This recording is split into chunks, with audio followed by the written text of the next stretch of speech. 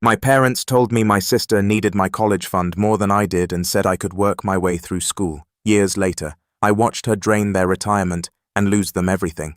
So I'm Riley, 23 male, and I've got a sister named Ashley, 26 female, who's been the golden child since the day she learned to fake cry on command. I'm talking Olympic-level manipulation skills from the age of 5. She could turn on the waterworks faster than you could say, "It's not fair," and suddenly I'd be the bad guy for existing. Growing up, the favoritism was so obvious, it would have made a sitcom writer blush. Ashley wanted dance lessons. Mom immediately signed her up for the most expensive studio in town, bought her 3 different leotards, and attended every single recital like she was watching prima ballerinas at Lincoln Center. I asked for guitar lessons once and got told maybe next year. A next year that somehow stretched into never. When Ashley was 16, she crashed Mom's car into a mailbox because she was texting her boyfriend while driving. You know what my parents said? "These things happen, sweetie. That's what insurance is for." I came home 10 minutes past curfew from my shift at the auto shop, where I worked weekends, and got grounded for 2 weeks for being irresponsible and disrespectful. The double standards were absolutely insane. Ashley would bail on family dinners to hang out with friends, and it was fine because she's so popular. We should be proud. I'd skip one Sunday dinner because I had to cover someone's shift at work, and suddenly I was abandoning the family and didn't understand priorities. Here's the thing, though. I figured out pretty early that complaining about the favoritism just made me look petty. So I kept my head down, worked hard, and became the kid who didn't need anything from anyone. Got straight A's without help. Worked part-time jobs since I was 15. Saved every penny. Learned that self-reliance was the only reliable thing in life. My parents loved telling people about their 2 completely different kids. Ashley was the social butterfly who lit up every room. Translation: she partied constantly and barely passed her classes. I was the serious one who was so focused on school. Translation: I had my head screwed on straight and actually gave a crap about my future. The funny part, they said it like it was just a personality difference, not a direct result of how they'd raised us. Ashley never learned consequences because she never faced any. I learned consequences were inevitable, so I might as well stay ahead of them. By senior year of high school, our paths were pretty set. Ashley was squeaking by with Season D's skipping class to hang out with her burnout boyfriend Corey. Yes, that's his real name. And yes, he was exactly what you're picturing. I was pulling a 3.9 GPA while working 20 hours a week at Henderson's Auto Repair. The shop owner, Mr. Henderson, was this gruff 60-something Vietnam vet who ran the place like a military operation. He scared most of the high school kids who tried to work there, but I loved it. No BS, no excuses. You either did the work right or you did it again until you got it right. You're one of the good ones. He'd tell me while we were replacing brake pads or rotating tires. Most kids your age can't show up on time, let alone actually work. Coming from him, that was basically a hug. The money I made there went straight into my college fund. Well, not straight. First it went into my bank account. Then I'd transfer it to the 529 college savings plan my grandfather had set up for me when I was born. See, Grandpa Jim was the only one in the family who saw through my parents' BS. He was my mom's dad, this retired engineer, who believed in rewarding actual effort instead of potential. When I was born, he opened a college fund in my name. Every birthday and Christmas, instead of toys, he'd deposit money into it. Your parents mean well, he told me once when I was about 14, but they confuse helping with enabling. You're going to need this when the time comes. He was right. By the time I graduated high school, between Grandpa's contributions and my own deposits from work, that fund had about $42,000 in it. Not enough to cover 4 years at a fancy private school, but enough to get me through a state university without drowning in debt. I'd been accepted to state university with a partial academic scholarship. Between the scholarship, my college fund, and working part-time, I'd be able to graduate debt-free if I was careful. That was the plan. That was always the plan. Ashley's plan, on the other hand, seemed to involve failing community college after 1 semester, and then working a string of retail jobs she'd quit whenever she got bored. Last I'd heard, she was working at some boutique in the mall mostly, so she could use her employee discount. But here's where things get interesting. About 3 weeks before I was supposed to leave for college, Ashley shows up at a family dinner with Corey and Toe looking nervous as hell. Mom's making pot roast. Dad's pretending to care about the baseball game on TV, and I'm just trying to eat my food in peace before my evening shift. Ashley clears her throat, like she's about to announce she won the lottery. So, we have some news. The table goes quiet. Even Dad mutes the TV. We're pregnant. Ashley squeals, grabbing Corey's hand like they just gotten engaged to royalty instead of knocked up at 26 and 27 respectively. Mom's face does this weird thing where she tries to look happy and horrified at the same time. Dad just stares at his pot roast like it might have answers. I keep eating because honestly I saw this coming from a mile away. That's wonderful, honey. Mom finally manages her voice hitting that high-pitched tone she gets when she's trying to convince herself of something. This is such a blessing, right, honey? She kicks Dad under the table. Yeah, blessing. Great. Dad's still processing. You can practically see the calculator running behind his eyes, tallying up how much this is about to cost him. Corey, to his credit, looks appropriately terrified. We're really excited, he says, voice cracking slightly. It's going to be great. I'm sitting there thinking about how Corey works at a cell phone kiosk in the mall, and Ashley can't hold a job for more than 4 months. These two can barely take care of themselves, let alone a whole human being. But pointing that out would make me the bad guy.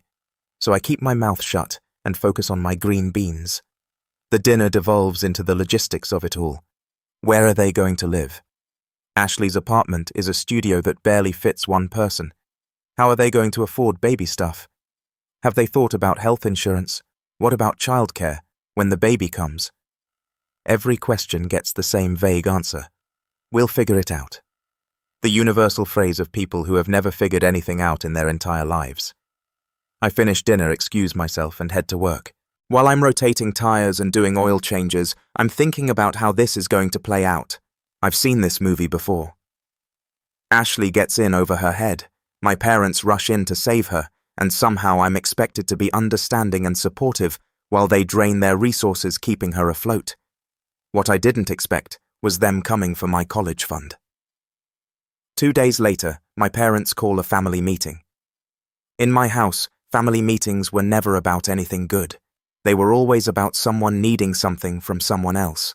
Usually me needing to be more understanding about whatever Ashley's latest drama was. I come home from my shift at Henderson's to find them sitting in the living room with those serious faces people put on when they're about to ask for a kidney. Riley, sit down, Dad says, gesturing to the armchair across from them. We need to talk about Ashley's situation. I sit already knowing where this is going, but hoping I'm wrong. Mom jumps in with her rehearsed speech. Your sister is going through a very difficult time right now. She's going to be a mother, and that's a huge responsibility. She needs support, not judgment. Cool. When do I get support for busting my behind for the past 5 years? Dad takes over. The thing is, a baby is expensive. There's the hospital bills, the nursery furniture, diapers, formula, clothes, pediatrician visits. It adds up quickly. Okay, I say slowly, still waiting for the other shoe to drop. Mom reaches over and pats my hand like I'm about to receive devastating news. We've been thinking and we believe the best solution is for Ashley to use your college fund to help get her settled with the baby. I just stare at them. Surely I misheard. Surely my parents did not just suggest stealing my college fund to pay for my sister's consequences. Excuse me. Now before you get upset, Dad starts doing that calm hand gesture like he's negotiating with a hostage taker. Hear us out. Ashley needs this money now. You, on the other hand, you're smart. You're capable. You can work your way through school like plenty of students do.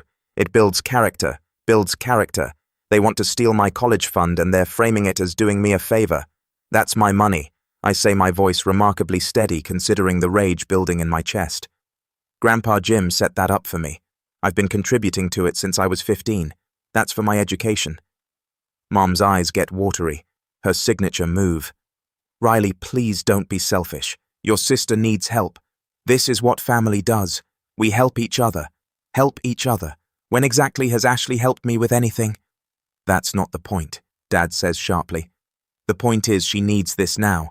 You can get student loans like everyone else. You'll be fine. The audacity is honestly impressive. They want me to take on debt for the next decade so Ashley can furnish a nursery for a baby she made with her deadbeat boyfriend. No, I say simply. Mom looks shocked, like the word no isn't in her vocabulary when it comes to Ashley's needs. Riley, you're not thinking about this properly. Your sister is going to be a mother. A baby needs things. You're young. You have your whole life to pay off loans. And she's older than me. She's had her whole adult life to not get pregnant by someone who can barely afford his own rent. This isn't my problem to solve. Dad's face turns that special shade of red. That means he's about to lose it. You will help your sister. We're your parents, and we're telling you this is what's happening. No, it's not. The fund is in your name, but we're your parents. We can access it on your behalf until you're 25. Mom says, and I can tell she's been practicing this line. Here's what they didn't know. Grandpa Jim was smarter than all of them combined. When he set up that 529 plan, he made sure that once I turned 18, only I could access it or make changes to it. The account was in my name under my control. Period. Actually, you can't, I tell them standing up. The account transferred to my full control when I turned 18. You have zero access to it. The looks on their faces priceless. Mom's mouth literally drops open. Dad's confusion shifts rapidly to anger. That sneaky old dad starts, then catches himself. Your grandfather had no right to do that without discussing it with us. He had every right. It's not your money. It never was. It's mine. Riley, please. Mom's crying now. Real tears this time. Your sister really needs this. Can't you find it in your heart to help family? I look at both of them. These people who spent my entire childhood showing me exactly where I ranked in their priorities, now asking me to sacrifice my future for the sister who never once had to sacrifice anything. Family helps each other, right? I say. So when I asked for help with guitar lessons, where was that family spirit? When I needed a ride to the district science fair, where were you? Oh, right at Ashley's dance recital. When I made honor roll every single semester and you barely noticed was that family helping each other. That's ancient history. Dad snaps. Stop being dramatic. No, it's a pattern. And I'm done being the one who has to understand sacrifice and bend so Ashley can keep making bad choices without consequences. I walk out of the living room and head straight to my room. Behind me I hear Mom crying harder and Dad saying something about teaching me respect. I don't care anymore. I pack a bag with essentials, grab my laptop, and text my buddy Jordan. Can I crash at your place for a few days? Family drama always, man. Doors unlocked. Before I leave, I do 3 things. First, I log into my 529 account and verify that only I can access it. Second, I transfer every single penny out of that account and into a different savings account at a different bank, one my parents definitely don't know about. All $42, 127.18 cents of it. Third, I write a note and leave it on the kitchen counter. Since Ashley needs the money so badly, and I can just work my way through school because it builds character, I've made it easier for everyone. The fund is gone. I withdrew every penny and moved it somewhere you can't touch it. I'll be paying for my own education with my own money, just like you wanted.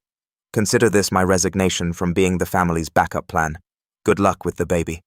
I grab my keys and walk out, leaving my phone behind so they can't blow it up with guilt trips. The drive to Jordan's apartment is almost meditative. I'm calm in a way that probably should worry me. No anger, no regret, just this clarity that I'd finally stopped playing a rigged game. Jordan takes one look at me and grabs 2 sodas from his fridge. What happened? I tell him everything. The dinner announcement, the family meeting, the demand for my college fund, all of it. Jordan's face goes through several expressions before settling on disgust. Dude, they wanted you to give up your college money so your sister can buy baby cribs. Yep, that's messed up even for your family. Jordan and I had been friends since middle school. He'd witnessed enough family dinners and holidays to know exactly what my household dynamic was like. He called it emotional hostage-taking, which was probably the most accurate description I'd ever heard. So, what's your plan? He asks. Finish the summer working at Henderson's. Start college in August like I planned. Never go back to that house again. You're really done. I'm really done. Done. The next few days were peaceful. Jordan's place was a small 2-bedroom apartment he shared with our mutual friend Ryan. They'd both graduated the year before and were working full-time while taking classes at community college. It wasn't fancy, but it was drama-free, which made it better than any 5-star hotel. I bought a new phone with a new number, only gave it to my employer, Jordan Ryan, and a couple of other close friends who wouldn't leak it to my parents, opened a new bank account at a completely different institution, and transferred all my money there. Mr. Henderson noticed something was different when I came in for my shift that Monday. You all right, kid? You look like you slept in your car. Family stuff. I'm crashing with friends for a while." He studied me for a long moment. Henderson had this way of reading people that probably came from his military days. "Your parents giving you trouble about school," something like that. He nodded slowly. "When I got back from Vietnam, my old man wanted me to take over his hardware store. Had my whole life planned out. I joined the army instead, and he didn't talk to me for 2 years. Did he ever come around eventually? Took him a while to realize I wasn't asking permission to live my life." He clapped me on the shoulder. "Sometimes the best thing you can do for family is show them you're not their property. Now get to work. Those brake pads aren't going to replace themselves." Working kept me sane. Between my shifts at Henderson's and picking up odd jobs fixing cars for people in the neighborhood, I was banking serious money. By the end of summer, I'd saved another $6,000 on top of my college fund. Not bad for 3 months. I found out through Jordan's sister, who was friends with Ashley on social media, that my parents were losing their minds trying to find me. They'd gone to Henderson's auto repair, but Mr. Henderson had told them I'd quit. I hadn't, and he didn't know where I'd gone. They'd tracked down a few of my friends, but everyone played dumb. Ashley apparently had a meltdown when she realized the college fund was actually gone. Posted some long rant on social media about selfish family members and being abandoned in her time of need. The comments were mostly her friends agreeing that I was horrible, mixed with a few people pointing out that maybe she should have thought about finances before getting pregnant. My mom tried calling every single number she had for me. They were all disconnected, or belonged to people who had no idea where I was. Dad apparently threatened to report me as a missing person, but I was 18 and legally allowed to leave, so that went nowhere. The only person who knew the whole truth was Grandpa Jim. I'd driven out to his place one Saturday to explain everything. He lived about an hour away in this small house he'd built himself back in the 70s. I found him in his workshop working on some kind of wooden birdhouse with his usual meticulous precision. "Wondered when you'd show up," he said without looking up from his sanding. "Your mother's called me 6 times this week, asking if I knew where you were. What did you tell her? That you were an adult making adult decisions and I wasn't your keeper?" He finally looked up at me. "They tried to take the college fund, didn't they?" "How did you?" "Because I know my daughter. Smart woman in a lot of ways, but she's got a blind spot the size of Texas when it comes to Ashley. Always has." He set down his sandpaper. "You move the money. Every penny, new bank, new account, completely separate." He smiled, and it was the first genuine approval I'd felt from anyone in my family in months. "Good. I set that fund up for you because I knew you'd actually use it for its purpose. Ashley's situation isn't your emergency. Mom said family helps family. Family does help family, but help means supporting someone through a challenge, not enabling them to avoid consequences." He gestured to his workshop. "I taught your mother and her brother how to use tools, how to fix things, how to be self-sufficient. Your Uncle Dan used those skills to build a career as a carpenter. Your mother used them to, well, she knows how to hang pictures at least. Point is, I gave them the same tools. What they did with them was their choice." We talked for hours that day. He told me stories about his own parents, about learning hard lessons about the difference between helping and hurting. When I left, he handed me an envelope. "Don't open this until you're moved into your dorm," he said. Inside was a check for $5,000 and a note for textbooks, furniture, or whatever else you need. Proud of you for standing your ground. Love, Grandpa. I cried in my car for 10 minutes before driving back to Jordan's place. August came faster than I expected. Move-in day at State University was chaos in the best way possible. Freshmen everywhere, parents helping carry mini fridges and desk lamps. That mixture of excitement and terror that comes with starting something completely new. I moved into my dorm alone. No family, no parents taking pictures, no one crying about their baby leaving home. Just me, my stuff, and my future. And honestly, it was perfect. My roommate was this kid named Blake from California who'd somehow ended up at a Midwest university. Cool guy, pre-med obsessed with hiking and rock climbing. We got along immediately. "No parents helping you move in?" he asked as I hauled my last box up the stairs. Nah, they couldn't make it. Easier than explaining the truth. College was everything I'd hoped it would be. I declared a major in automotive engineering. Figured I might as well turn my years at Henderson's into an actual career. The classes were challenging but manageable. Made friends easily. Joined a club focused on restoring classic cars. Started dating this girl named Avery from my engineering class, who thought it was attractive that I could rebuild a transmission. I picked up a part-time job at a local auto shop near campus. The owner, Frank, was this old-school mechanic who appreciated that I actually knew what I was doing. Between that and being smart with my college fund money, I was doing fine financially. No debt, no stress, no family drama. The first semester flew by. I called Grandpa Jim every Sunday, sent him pictures of projects I was working on in my engineering classes. He'd send back feedback and encouragement, usually ending with, "Keep making me proud, kid." Thanksgiving came and went. I spent it with Blake's family who'd flown out to visit him. They were normal in a way that felt almost alien to me. Parents who treated their kids like individual siblings who actually seemed to like each other. Dinner conversations that didn't devolve into guilt trips or manipulations. Christmas break. I picked up extra shifts at Frank's shop, made good money, saved most of it, bought myself a decent laptop to replace my dying old one, didn't go home, didn't call, sent Grandpa Jim a card and a photo of my full semester report card, straight A's, his response. "This is what happens when you invest in yourself instead of other people's bad decisions. Proud of you." I heard through the grapevine Jordan's sister's social media stalking that Ashley had her baby right before Christmas, a girl.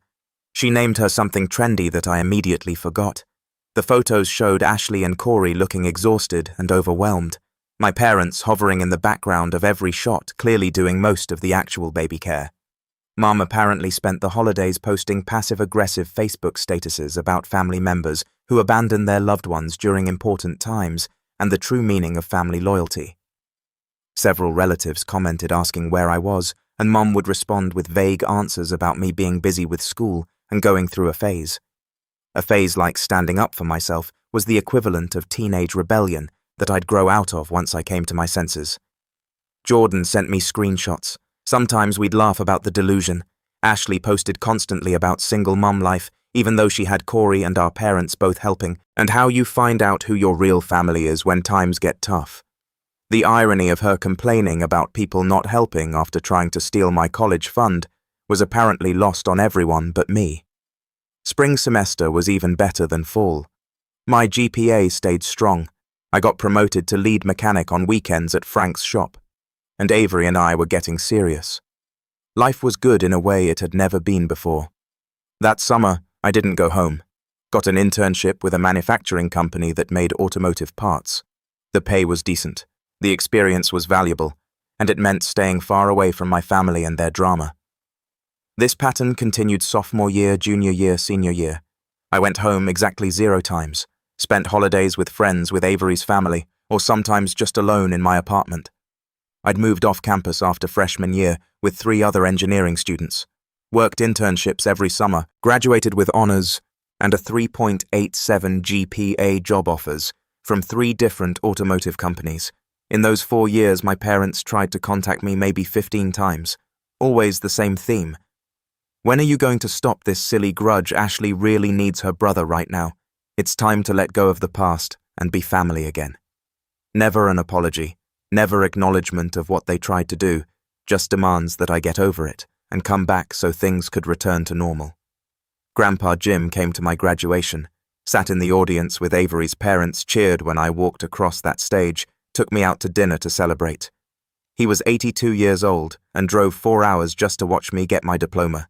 "Your mother called me last week," he said over steaks that night. "Wanted to know if I was going to your graduation. I told her I wouldn't miss it for the world. She asked if she could come with me." "What did you say?" I asked. I asked her if she'd even bothered to find out when or where graduation was. She hadn't. He cut into his steak.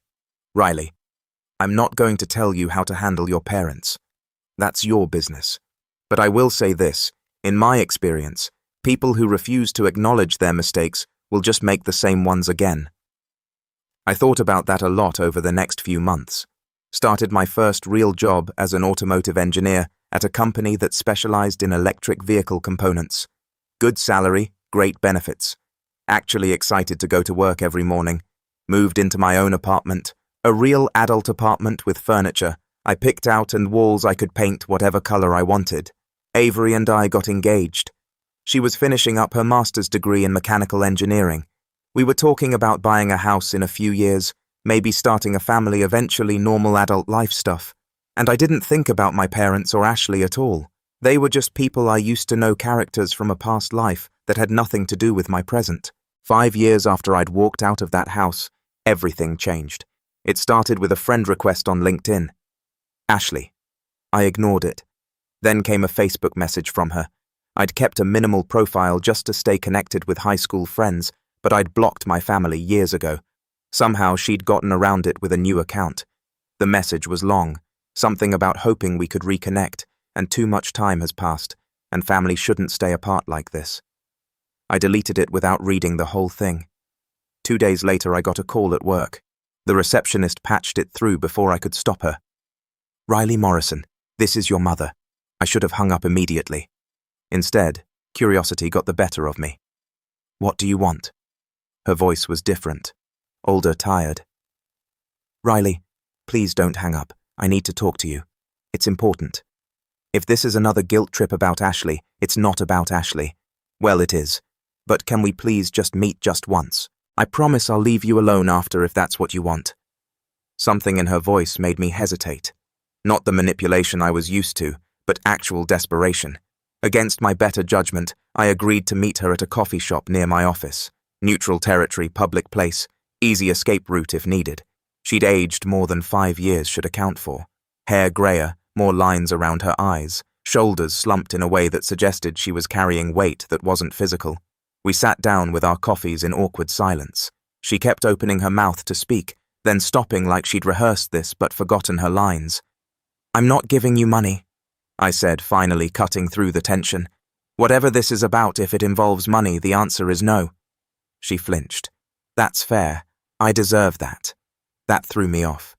In all my years growing up, I'd never heard my mother admit she deserved anything negative. Your father and I are in trouble, she said quietly. Financial trouble. Bad trouble. We might lose the house. Okay, I said carefully. And you want what from me? I'm not asking for money. I just wanted you to hear this from me before you heard it from someone else. She wrapped her hands around her coffee cup. Ashley has been living with us since her daughter was born.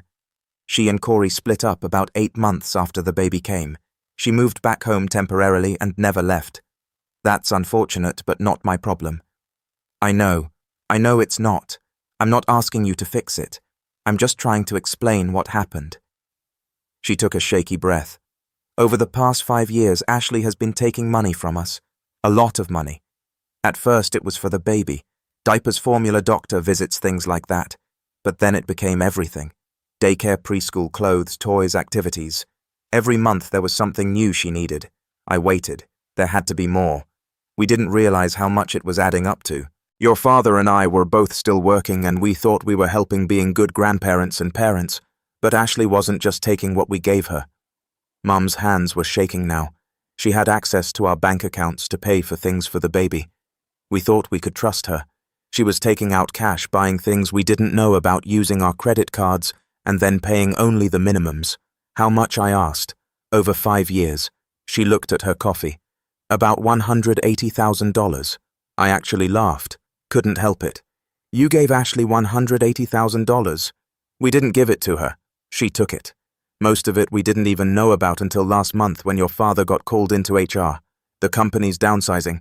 He's being forced into early retirement. When we sat down to look at our retirement accounts to figure out our finances, she trailed off. Let me guess. Empty. She nodded. She'd gotten access somehow. Took nearly everything.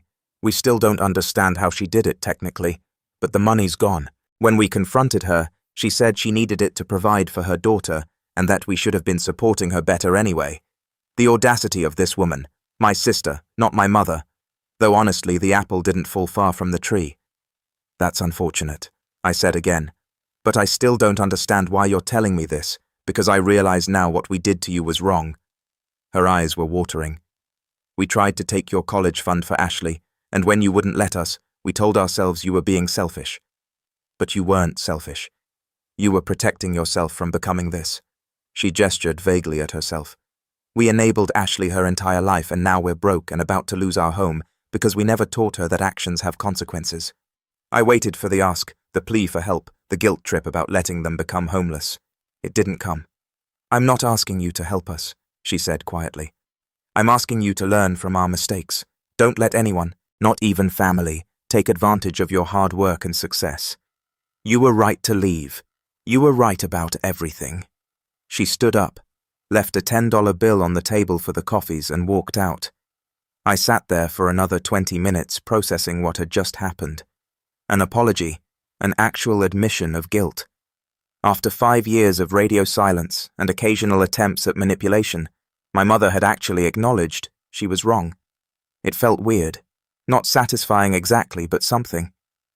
I went back to work, told Avery about it that night over dinner. "So what are you going to do?" she asked. "Nothing. It's not my problem." A week later, Dad called my work line. The receptionist patched him through before I could stop her. "Riley, it's Dad. What do you want? Your mother told you about our situation. We need help.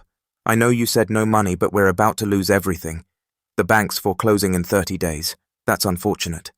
Riley, please. We're your parents. We made mistakes. But you told me working my way through school would build character." I cut him off. "You were right. It built so much character that I learned to stand on my own 2 feet. So here's my advice. Maybe foreclosure will build character for you too. And hey, maybe Ashley can get a job and help out. That builds character, right?" I hung up before he could respond. 2 days later, Ashley called from a blocked number. I made the mistake of answering. "You're really going to let Mom and Dad lose their house?" she screamed immediately. "No, hello, no build-up. This is your fault. If you just helped out years ago instead of being selfish. Let me get this straight. You stole $180,000 from them, but I'm the selfish one. I didn't steal anything. I'm their daughter. They wanted to help me. Cool story.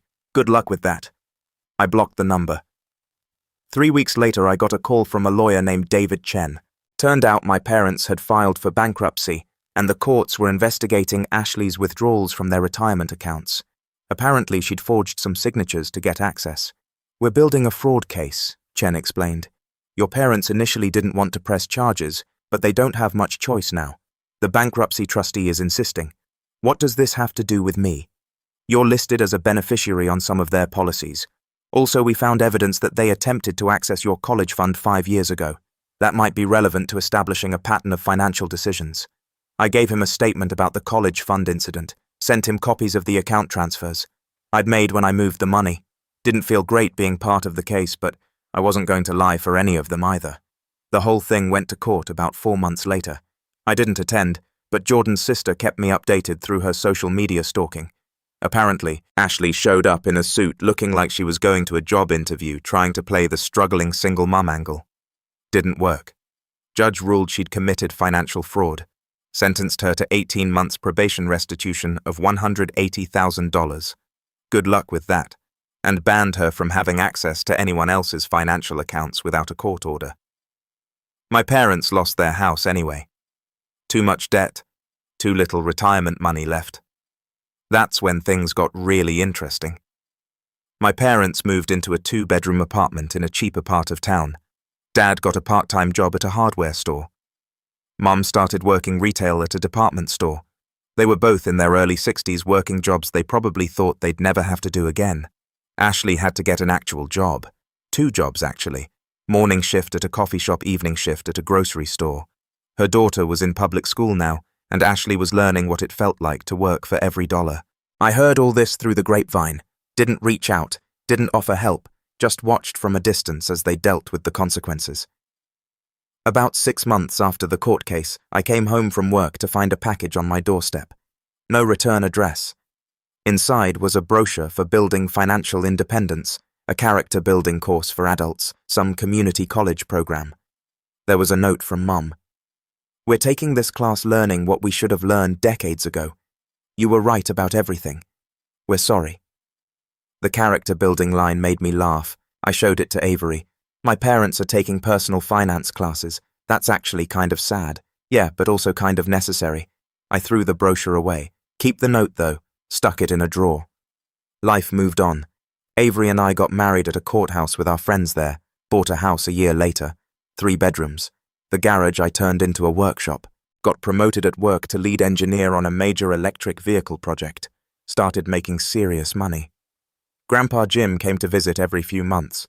He'd walk through my workshop, check out whatever project I was working on, tell stories about his own engineering days. He was 87 and still sharp as ever. When he passed away 2 years later, He left me his house and $50,000 in savings. The will specifically stated to Riley, who made something of himself without needing anyone's permission or money. Proud of you, kid. The funeral was the first time I'd seen my parents in almost 6 years. They looked older, tired, smaller somehow. Dad was wearing a suit that looked like it had been purchased at a thrift store. Mom's hair was completely grey now. They didn't approach me, just nodded from across the room at the service. Ashley wasn't there. Couldn't get time off work, apparently. After the burial, Mom caught me in the parking lot. Riley, can we talk? I looked at my watch. 2 minutes. We're doing better. Both working, paying bills. Your father's taking financial courses. I'm managing at the store now. Ashley's working 2 jobs. Filed bankruptcy last year. She's in public housing. Good for you both. We're not asking for anything.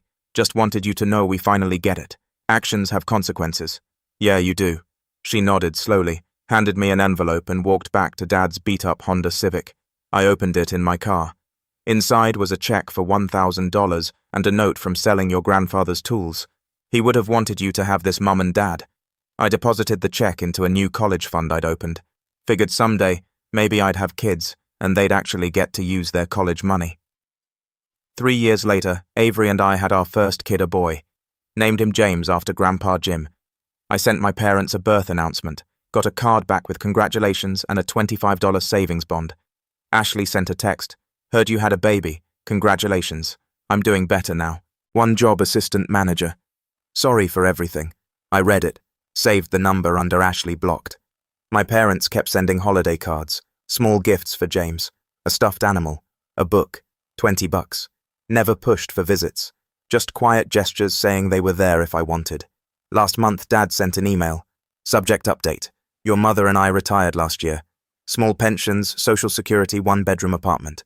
We're okay. Ashley's a store manager now. Better apartment. Her daughter's in middle school. Good grades. We learned to live small and not enable bad choices. Took 60+ years to learn what you knew at 18. I showed Avery. Think you'll ever respond? Maybe, I said. When I feel like it. Or maybe not. James is 3 now. Happy kid. Loves helping me in the workshop. Avery's pregnant with our second. My career's going great. Life's good. Yesterday I got a package in the mail. Inside was a wooden toy car, hand-carved, sanded smooth. There was a note in Dad's handwriting. Made this in a woodworking class at the community center. Thought James might like it. No pressure to respond. Just wanted him to have something his grandpa made. The car was actually well crafted. Solid wood, smooth wheels that actually turned. Attention to detail.